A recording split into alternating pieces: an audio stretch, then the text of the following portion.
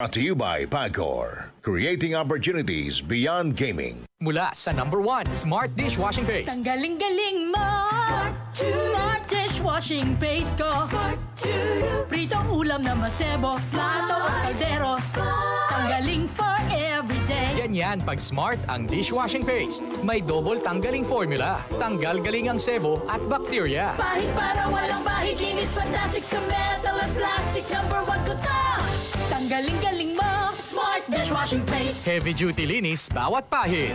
Smart Dishwashing Paste, manufactured by ACS Manufacturing Corporation. ISO certified, world-class quality. ACS. Sunfall Vitamin C, ang alkaline na vitamin C. Ako si Eric. Dati ang hina ng katawan ko. Maambunan lang ng konti, nagkakatrangkaso na agad ako. Pero after ko mag-take ng Sunfall Vitamin C regularly, malakas na ang katawan ko. Sunfall Vitamin C, ang alkaline na vitamin C. Magbibigay sa pinakamalapit na butika sa inyong lugar. Open cam, Donnie. Which shirt is better? Malabo ka sa screen, Dad. Baka malabong mata. Visit EO Executive Optical for state-of-the-art facilities and expert eye care. Malinaw na, Dad. Ang wardrobe nyo, wala sa uso. EO Executive Optical. Love your eyes. For expert eye care, come to EO Executive Optical. EO Executive Optical. Love your eyes. Maglaro sa Bingo Plus app para tuloy-tuloy ang premyo at saya. At malay mo mapanalunan mo pa ang jackpot prize sa first online live stream bingo sa Pinas. Bingo Plus. Bingo sa saya plus sa panalo. Gaming for 21 years old and above only. Visit pagcor.ph/regulatory or email keepitfun@pagcor.ph. Game responsibly. Keep it fun. Pagbasa sa 10 kabanata ng Aklat ni Juan, ang talinhaga tungkol sa pastol, talata 1-42. Pakatandaan ninyo, ang pumapasok sa kulungan ng mga tupa nang hindi sa pinto nagdaraan kundi umaakyat sa di dapat pagdaanan ay magnanakaw at tulisan. Ang tunay na pastol ay sa pintuan nagdaraan.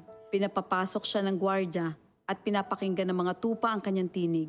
Tinatawag niya ang kanyang mga tupa sa kanilang pangalan at inilalabas sa kulungan. Kapag nailabas na, siya'y nangunguna sa kanila at sumusunod naman ang mga ito sapagkat kilala nila ang kanyang tinig. Hindi siya sumusunod sa iba kundi patakbong lumalayo sapagkat hindi nila kilala ang tinig ng iba. Sinabi ni Jesus, ang talinhagang ito, ngunit hindi nila nauunawaan ang ibig niyang sabihin.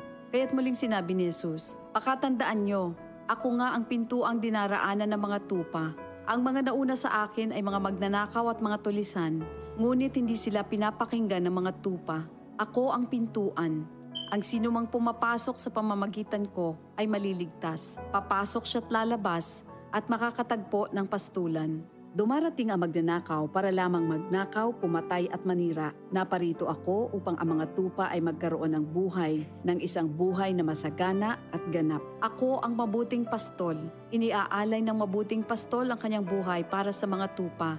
Ang bayaran ay tumatakas kapag may dumarating na asong gubat. Iniiwan niya ang mga tupa palibhas ay hindi siya pastol at hindi kanya ang mga ito. Kaya't sinusunggaban ng asong gubat ang mga ito at binubulabog. Tumatakas siya palibhas ay bayaran lamang at walang malasakit sa mga tupa. Ako nga ang mabuting pastol. Kung paanong kilala ko ng Ama at siya kilala ko, gayon din naman kilala ko ang aking mga tupa at ako'y kilala nila. At iniaalay ko ang aking buhay para sa aking mga tupa. Mayroon akong iba pang mga tupa na wala pa sa kulungang ito. Kinakailangan sila'y ipasok ko rin at papakinggan naman nila ang aking tinig. Sa gayon magiging isa na lamang ang kawan at isa ang pastol. Dahil dito'y minamahal ako ng Ama sapagkat iniaalay ko ang aking buhay upang ito'y kunin kong muli. Walang makakakuha ng aking buhay kusa ko itong ibinibigay. Mayroon akong kapangyarihang ibigay ito at kuning muli. Ito ang utos na tinanggap ko sa aking Ama. Dahil sa mga pananalitang ito, hindi na naman nagkaisa ng palagay ang mga Hudyo. Marami sa kanila nagsabi, talagang sinasapian na ito ng demonyo at nababaliw. Bakit ba kayo nakikinig sa kanya? Sinabi naman ng iba, hindi nakakapagsalita ng gano'n ng isang sinasapian ng demonyo. Nakakapagpagaling ba ng bulag ang demonyo? Taglamig na noon at kasalukuyang ipinagdiriwang sa Jerusalem ang pista ng pagtatalaga ng templo. At habang naglalakad si Jesus sa templo, sa portiko ni Solomon, pinaligiran siya ng mga Hudyo at sinabi sa kanya, hanggang kailan mo ba kami ilalagay sa alanganin? Kung ikaw nga ang Kristo, sabihin mo na ng tuwiran. At sumagot si Jesus, sinabi ko na sa inyo, ngunit ayaw ninyong maniwala. Ang mga ginagawa ko sa pangalan ng aking Ama ay nagpapatotoo tungkol sa akin. Ngunit ayaw ninyong maniwala sapagkat hindi kayo kabilang sa aking mga tupa. Nakikinig sa akin ang aking mga tupa. Nakikilala ko sila. Sumusunod sila sa akin. Binibigyan ko sila ng buhay na walang hanggan. Kailan may hindi sila mapapahamak at hindi sila maaagaw sa akin ninuman. Ang aking ama na siyang nagbigay sa kanila, sa akin, ay lalong dakila sa lahat at hindi sila maaagaw ninuman sa aking ama. Ako at ang ama ay iisa. Ang mga pinuno ng mga Hudyo'y muling dumampot ng bato upang batuhin siya. Kaya't sinabi sa kanila ni Jesus, marami akong mabubuting gawang ipinakita sa inyo mula sa Ama.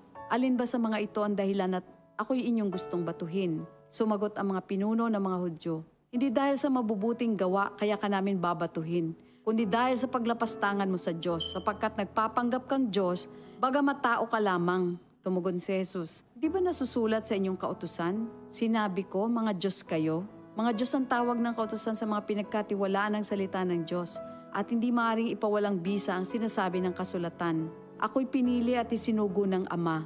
Paano ninyo ngayon masasabing nilalapastangan ko ang Diyos? Dahil sa sinasabi kong ako ang anak ng Diyos? Kung hindi ko ginagawa ang mga pinapagawa ng aking Ama, huwag niyo akong paniwalaan. Ngunit kung ang ginagawa ko ay ang mga ito, paniwalaan ninyo ang aking mga gawa kung ayaw ninyong maniwala sa akin.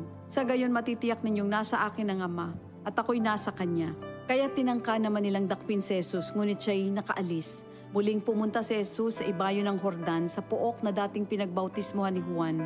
Habang naroroon siya'y maraming lumalapit sa kanya. Sinasabi nila, si Juan ay walang ginawang himala, ngunit totoo ang lahat ng sinabi niya tungkol sa taong ito. At doon, maraming sumampalataya kay Jesus. Ito ang salita ng Diyos. DCXL News, ang himpilan ng